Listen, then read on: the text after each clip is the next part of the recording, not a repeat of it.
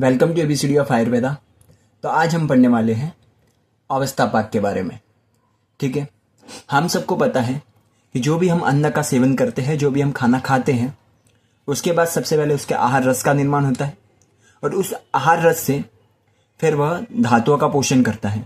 तो हमारे बॉडी के अंदर दो लेवल पे पचन होता है, एक होता है स्थूल पचन, दूसरा होता है सूक्ष्म पचन।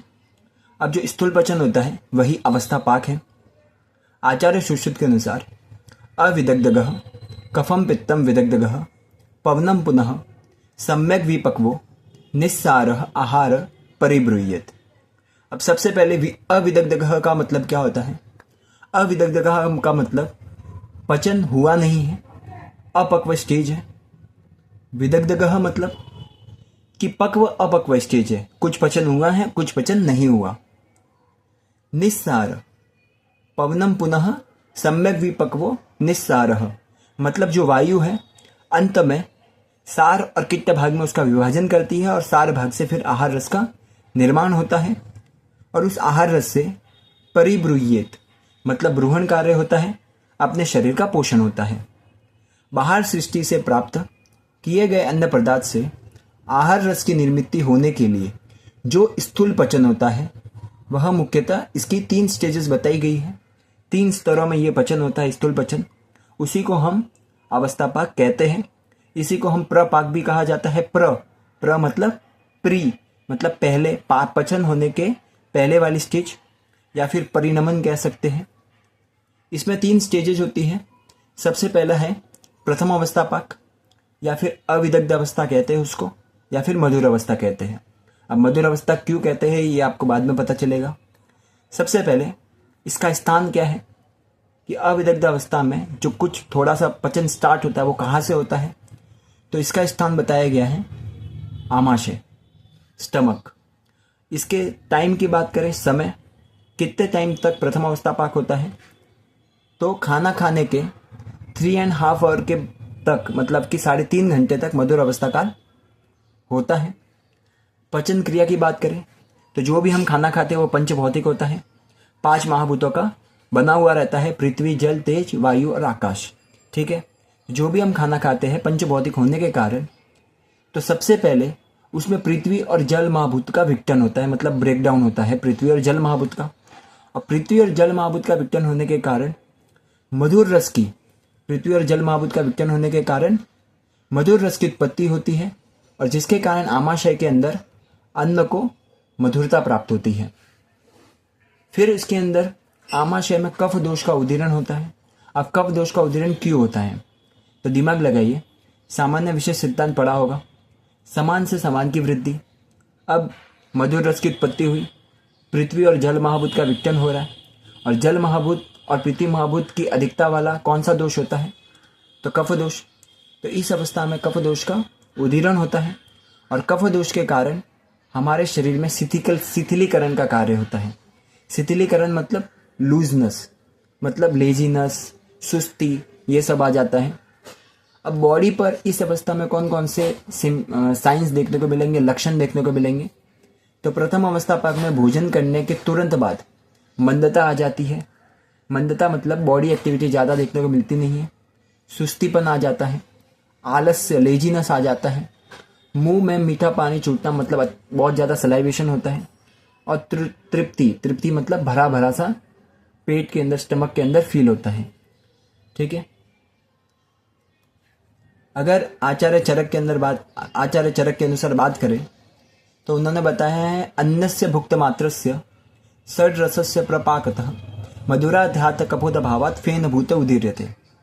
मतलब कि उन्होंने बताया कि जो भी हम षड रसात्मक, पंचभूतात्मक, पंचभौतिक आहार का सेवन करते हैं उसका प्रपाक मतलब कि अविदग्ध अवस्था में, प्रथम अवस्था में मधुराध्यात, मधुर रस का उदीरण होता है। मधुर भाव से फेनभूत कफ का उदीरण होता है।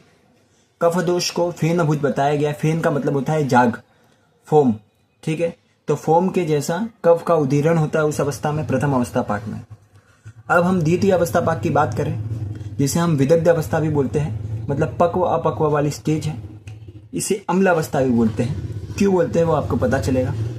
तो स्थान की बात करें तो इस अवस्था में इस अवस्था का जो मुख्य स्थान है वो कहाँ पे है? विदग्ध अवस्था का जो प्रमुख स्थान है वो है ग्रहणी। ठीक है। काल की बात करें तो खाना खाने के 6.5 घंटे तक, खाना खाने के बाद 6.5 घंटे तक विदग्ध अवस्था रहता है, द्वितीय अवस्था पाक रहता है। पचन क्रिया की बात करें तो पृथ्वी और जल महाभूत का विघटन हो गया, बचा क्या? तेज महाभूत। तो इस अवस्था में तेज महाभूत का ब्रेकडाउन होता है और तेज महाभूत का विघटन होने के कारण अन्न को क्या प्राप्त होती है? अम्लता, अम्ल रस का प्राप्ति होती है। अन्न जो है वो अम्ल हो जाता है इस अवस्था में। आपको पता भी रहेगा कि स्टमक के अंदर क्या होता है या फिर ड्यूडेनम के अंदर क्या होता है? एसिड सिक्रेशन होता है। अब इस अवस्था में पित्त दोष का उदीरण होता है। अब दिमाग लगाइए, सामान्य विशेष सिद्धांत, समान से समान वृद्धि। ठीक है। तो इसमें कौन से महाभूत का विघटन हुआ? तो तेज महाभूत। और तेज महाभूत का किससे रिलेशन आता है? तो किससे आश्रय भाव संबंध है? तो पित्त दोष से। तो तेज महाभूत प्रदान पित्त दोष का इस अवस्था में उदीरण होता है और जिसके कारण पचन में सहायता होती है, डाइजेशन में हेल्प होती है। शरीर पर बाह्य लक्षण की बात करें तो कौन कौन से ऐसे लक्षण हैं जो द्वितीय अवस्था पाक में, मतलब खाना खाने के बाद 6.5 घंटे तक हमें लक्षण दिखाई देने को मिलते हैं? तो बॉडी के अंदर हमें गर्माहट महसूस होती है। ठीक है। बॉडी के अंदर गर्म लगता है। हमने देखा था कि प्रथम अवस्था पाक में क्या था? प्रथम अवस्था पाक के अंदर अपने माउथ के अंदर सलाइवेशन हो रहा था, मीठा पानी छूट रहा था। लेकिन इस अवस्था पाक में क्या होगा? धीरे धीरे माउथ ड्राई होने लगेगा, शुष्क होने लगेगा। ठीक है। आचार्य चरक के अनुसार देखें तो परम तु पच्यमानस्य विदग्धस्य अम्ल भावात् आस्य आच्यवमानस्य पित्तम मच्चम उदीर्यते। मतलब कि जो प्रथम अवस्था पाक के अंदर जो थोड़ा सा पचन हुआ था, अविदग्ध अवस्था थी, उसके बाद वह अन्न कहाँ पे प्रवेश करता है? ग्रहणी के अंदर।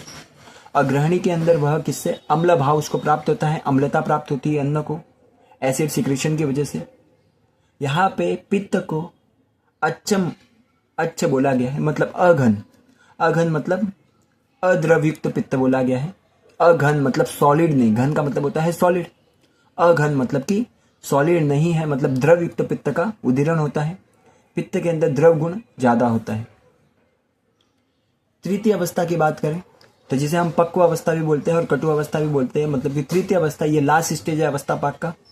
इस अवस्था में स्थूल पचन जो है कंप्लीट हो जाता है, आहार रस की कंप्लीट रूप से निर्मित हो जाती है और आहार का सार और किट्ट भाग में विभाजन हो जाता है। ठीक है। तो स्थूल पचन यहाँ पे पूर्ण रूप से होकर धातु निर्मित के लिए आवश्यक आहार रस की निर्मित यहाँ पे हो जाती है। इसका स्थान की बात करें तो इसका स्थान बताया गया है पक्वाशय। काल की बात करें तो इसका काल है भोजन करने के 12 घंटे तक, भोजन करने के बाद 12 घंटे तक, 12 आवर्स तक तृतीय अवस्था बनी हुई रहती है। पचन क्रिया की बात करें तो पंचभौतिक आहार का सेवन किया। प्रथम अवस्था पाक में क्या हुआ था? पृथ्वी और जल महाभूत का विघटन। द्वितीय अवस्था पाक में क्या हुआ? तेज महाभूत का विघटन। इस अवस्था पाक में क्या होगा? वायु और आकाश महाभूत का विघटन होगा। और वायु और आकाश महाभूत से किस रस की उत्पत्ति होती है? तो कटु रस की, जिसके कारण आहार को कटु भाव प्राप्त होता है। अब वात दोष का उदीरण क्यों होगा? सब सेम, सामान्य विशेष सिद्धांत, समान के समान से वृद्धि। तो कटु रस और वायु और तिक्त, वायु और आकाश महाभूत के कारण वात दोष का उदीरण होगा। और वात दोष जो आहार को लास्ट में सार और किट्ट भाग में विभाजन करेगा और सार भाग से किसके? आहार रस का निर्माण होगा। ये क्या काम करता है? वात दोष का यहाँ पे वियोग का कार्य है। वियोग का कार्य मतलब डिवाइड करने का कार्य है। ठीक है। अंत में द्वितीय अवस्था के बाद जो आहार प्राप्त होता है उसको सार और किट्ट भाग में ये डिवाइड करता है। ठीक है। आचार्य चरक के अनुसार देखें तो पक्वाश्यम तु प्राप्तस्य शोष्यमानस्य वर्णिना परिपिंडित पक्वस्य वायु स्यात् कटुभावात्। पक्वाशयम तु प्राप्तस्य, अब जो आहार है अविदग्ध अवस्था से पक्वाशय में आएगा। ठीक है। जो कि पक्वाशय में प्राप्त होगा। अब पक्वाशय में आने के बाद उस आहार का क्या होगा? शोषण होगा, मतलब कि एब्जॉर्प्शन होगा। जो काम की चीजें हैं वो अपनी बॉडी उससे एब्जॉर्ब कर लेगी। न्यूट्रिएंट हो गया, प्रोटीन्स वगैरह सब उसका एब्जॉर्प्शन हो जाएगा।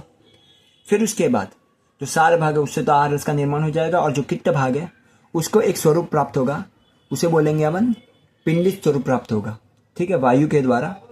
और अन्न को जो है कटुभावात कटुता प्राप्त होगी, कटुभाव से वायु निर्माण होगा, वायु का उदीरण होता है इस अवस्था में, ठीक है। अगर समअप करें, एक और है शरीर पर बाह्य लक्षण। तृतीय अवस्था पाक के बाद में वात दोष के कारण हलचल मतलब गतिविधि जो है वो बढ़ जाती है बॉडी के अंदर, ठीक है। पचन हो चुका है, तो पचन होने के कारण वात दोष का उदीरण हुआ। वात दोष का प्रमुख कार्य क्या है? चल गुण है, तो जिसके कारण बॉडी के अंदर हलचल दिखने को मिलती है। हलचल मतलब गतिविधियाँ उसकी बढ़ जाती है, और पुनः अग्नि संदुक्षण होकर क्षुधा की भावना उत्पन्न होती है, मतलब वापस से भूख लगती है, ठीक है। अगर समअप करें तो प्रथम अवस्था पाक कौन सा था? मधुर अवस्था पाक। उसका स्थान था आशय, उसका स्थान क्या था? आमाशय। उसमें कौन से महाभूत का विज्ञान हुआ? तो पृथ्वी और जल महाभूत। दोष कौन सा उदीरण हुआ? तो कफ, ठीक है। तो इस अवस्था में अगर चिकित्सा की बात करें तो कफ के लिए एक स्पेसिफिक चिकित्सा बताई गई है, वमन। दूसरा अवस्था कौन सा था? अम्ल अवस्था। उसके स्थान की बात करें तो ग्रहणी, उसका स्थान बताया गया है। कौन से महाभूत का वहाँ पे डिस्ट्रक्शन होता है या फिर विघटन होता है? तो तेज महाभूत। कौन सा दोष का उदीरण होता है? तो पित्त दोष का। पित्त दोष के लिए स्पेसिफिक चिकित्सा बताई है, विरेचन। तृतीय अवस्था पाक कौन सा है? पक्वाशय अवस्था। स्थान बात करें उसका क्या है? तो पक्वाशय। उसमें कौन से महाभूत का विघटन होता है? तो वायु और आकाश। दोष की बात करें तो वात दोष का उदीरण होता है, और चिकित्सा की बात करें तो वात के लिए चिकित्सा बताई है बस्ती, ठीक है। Thank you. ऐसे ही